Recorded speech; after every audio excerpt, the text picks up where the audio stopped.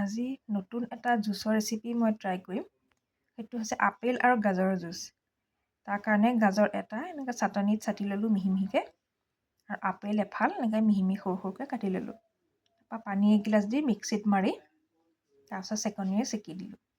এতিয়া এনেকৈ জুচটো ওলাইছে, ইমান ধুনীয়া লাগিছে। ৰংটো চাওকচোন এবাৰ, কালাৰটো ইমান ধুনীয়া লাগিছে। অকণমান খায়ো চালোঁ, বহুত টেষ্টি লাগিলে খাবলৈ। মানে গাজৰৰ মিঠা গুণটো আছে, আপেলৰ টেঙা মিঠা গুণটো আছে যে টেষ্টটো বৰ ধুনীয়া আহিছে।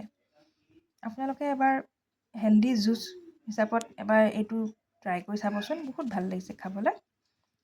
এতিয়া ল'ম আপোনাৰ মিড মৰ্ণিং স্নেক হিচাপত, মানে লাঞ্চ আৰু কি বুলি কয় ব্ৰেকফাষ্টৰ মাজৰ যিখিনি।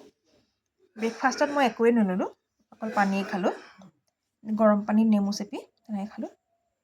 আৰু ৰাতিপুৱা সেই আৰ্লি মৰ্ণিং ড্ৰিংক এটা লৈছোঁ। সেইটো মই আজি ল'লোঁ, মৰিংগা আৰু এপল চাইডাৰ ভিনেগাৰ মিক্স কৰি এটা ল'লোঁ।